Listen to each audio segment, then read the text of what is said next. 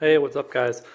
Gonna go over the Jackson Coosa FD as well as a little bit of my setup, and I'll probably be modifying it some more before next year, but we'll start from the front and we'll go to the back of the kayak. So way up front, first you kind of have this little drain plug in case you get water in the hole. You can, flip the kayak over and drain out some water. You got a pretty solid handle right here.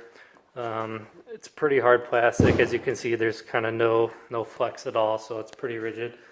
You got a little strap here for your paddle. It does not come with a paddle, but it is the pedal drive kayak, as you all know. So if you do have a paddle, then that's a good place to put it. Go into the hatch. They kind of have these plastic knobs here. That's how you lock it down and open it up, so you can get down into the hull of the kayak there. And then it comes stock with this Gopro mount. The GoPro case is mine, so that doesn't come with it, but just the mount itself is there if you want to mount a GoPro to it. And then up here on these sides, you have, these are rod tip protectors for your rods, so you can kind of slide your rod tips into there and lay them across the side of the kayak. And there's also a little strap here that you can use to kind of like strap your rods and stuff and keep those in place. Moving on to the flex drive, these turnstiles is kind of how you get into that, and that's how the flex drive comes on out. And then you can throw that back in there and lock it back down. So it's really quick and easy to remove that flex drive, and that's pretty cool. So the flex drive itself has a few different settings with this lever here. This is up kind of into the kayak itself on that lowest setting, and then you can move it down further. That's kind of a medium, and then I can't go all the way now, but you can, there's kind of, just like a few different settings. So there's kind of like up into the kayak, a medium, and then a high setting, which would take it all the way down into the water. And while you are fishing, that hatch kind of closes up, so you don't have to really worry about that. What is kind of cool is if you do hit like a stump or whatever, kind of what that flex drive does is, instead of kind of damaging that prop, whenever you hit like a rock, for example, it's gonna push that prop back up, and that's kind of how it gets the name flex drives. It's because it's flexible and it's not going to damage whenever you run into anything. And also, it's kind of nice if you do go over some weeds and get a bunch of weeds in here. The fact that this comes up into the kayak will allow you to free it of any obstructions and then get back to fishing. There is a little area underneath the seat where you can throw whatever you want in there. I pretty much just use it like for pliers, but you could add in some tackle boxes. Depending on your fish finder setup, that might be where you end up holding your battery and all that good stuff.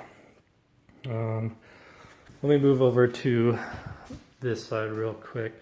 Well, actually, it also comes stock with this fish finder, this rod holder ram mount, and it also comes with a cup holder gear, which is on the gear trap, and it also comes with an Orion tumbler there.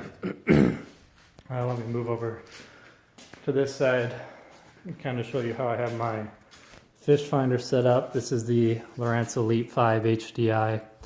Kind of everything that I bought here to get this setup going is, first, the block is, or this big black box is called the cell block, and you can get that from Yak Attack. And what it is it basically holds your battery for the fish finder in there. And so, I mean, you got pretty easy access to it. This door just slides open and shut to get access to the battery. Then you can kind of drill your own holes into the cell block to mount your fish finder. There are some kind of pre-drilled holes in there for you as well. You'll kind of they're just kind of like pilot holes, so you'll end up doing some more drilling with a 3/16 drill bit to go all the way through the cell block. And then I also mounted a 1-inch ram ball, which connects to this this ram transducer mount, and then that's where I have the transducer for the fish finder. It also has kind of like these little arms here that you can wrap the wire around, and then I got that zip tied to kind of keep it from exploding in my face. Alright, moving back a little bit. The seat is kind of held in place with these pins here.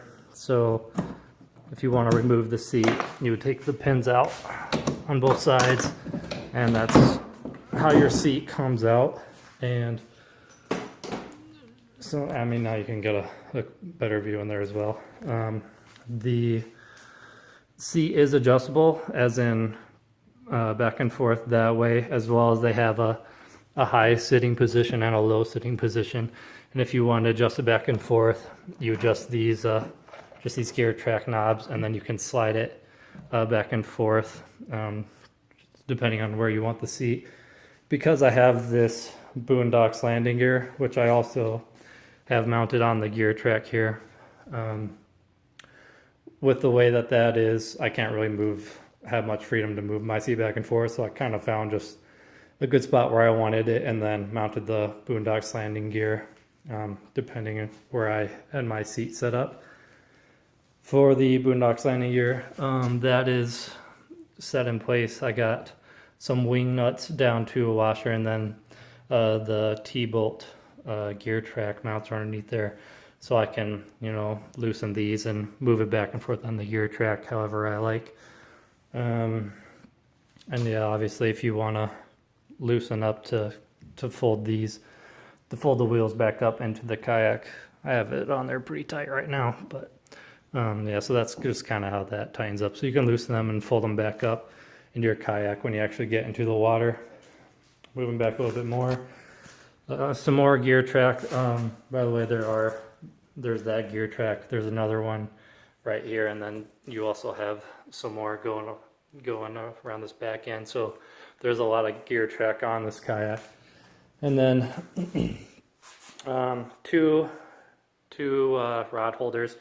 And then I currently just threw a milk crate back here to hold some of my gear, and I also have some PVC that I cut out and just zip tied to the milk crate for a couple additional rod holders there.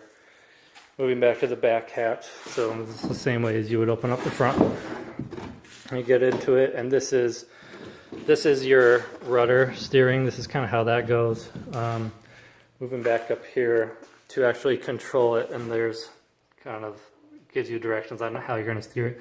You can steer it kind of with both hands or with one hand, however you want. I kind of like to do it with two hands, unless of course you have a fishing pole in one hand, then you just use one. But yeah, if you're looking at the right side, basically you push that right lever forward to turn right, and then you would throw it backwards to turn left.